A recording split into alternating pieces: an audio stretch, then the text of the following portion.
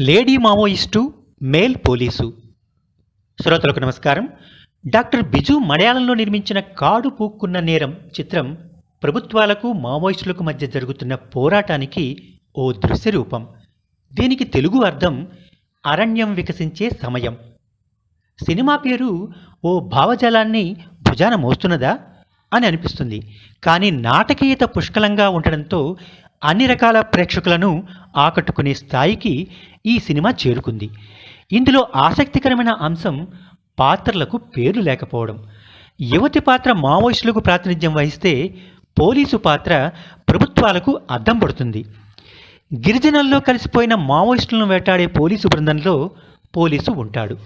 ఆ యువతి, ఈ పోలీసు ఒక పగలు ఒక రాత్రి దట్టమైన అడవిలో దారి తెలియని పరిస్థితుల్లో చిక్కుకున్నప్పుడు ఏం జరిగిందనే దాని చుట్టూ సినిమా తిరుగుతుంది.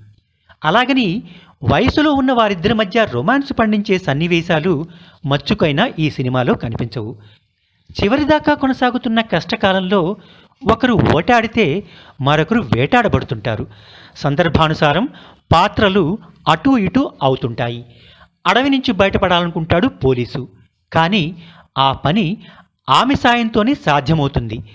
తనను తోటి మావోయిస్టులను అంతమొందించడానికి ప్రయత్నిస్తున్న ప్రభుత్వాలపై ప్రతీకారం తీర్చుకోవడానికి పోలీసు అనే పనిముట్టును నిస్సహాయ స్థితిలో మరణించనివ్వాలా, లేక పోలీసును కాపాడడానికి ఆ యువతి ఆమె ప్రాణాలను పణంగా పెట్టాలా? సినిమాలో సింహభాగం ఇలాంటి ప్రశ్నలకు సమాధానాలు వెతుక్కుంటూ ముందుకు సాగుతుంది. ఆ క్రమంలో ప్రతి సన్నివేశంలోనూ నటీనటుల నటనా చాతుర్యం మధ్య పుష్కలంగా పుట్టుకొచ్చే నాటకీయత ప్రేక్షకులను ఆకట్టుకుంటుంది. గిరిజన పాఠశాలలో బస చేసిన పోలీసుల బృందం మావోయిస్టుల కోసం అడవంతా జల్లెడ పడుతుంటుంది. కానీ సినిమాలో ఎక్కడా కూడా పోలీసుకు తారసపడిన సదరు యువతి మావోయిస్టు అనే ప్రస్తావన ఉండదు. ఒకానొక సందర్భంలో నీ పేరేంటని ఆమెను పోలీసు ప్రశ్నిస్తాడు. మావోయిస్టు అని ఆమె టకీమని బదులిస్తుంది. కానీ ఆమె సమాధానంలో బోలెడంత వ్యంగ్యం వినిపిస్తుంది. కొన్ని చోట్ల సినిమా నడుస్తుండగా తర్వాత ఏ సన్నివేశం వస్తుందో ప్రేక్షకులు ఇట్టే ఊహించేస్తారు. ఒకానొక సన్నివేశంలో తాను గిరిజనుల కోసం ఎందుకు పోరాడుతున్నది, పోలీసులు తమని ఎందుకు కాల్చి చంపాలనుకుంటున్నది ఆమె వివరిస్తుంది. కానీ అది వినడానికి ఓ రాజకీయ ప్రకటనలాగా అసందర్భంగా అనిపిస్తుంది. కానీ అందరికీ అర్థమయ్యే రీతిలో సినిమా ఉండాలంటే ఇలాంటి అసందర్భం అనివార్యం అనిపిస్తుంది.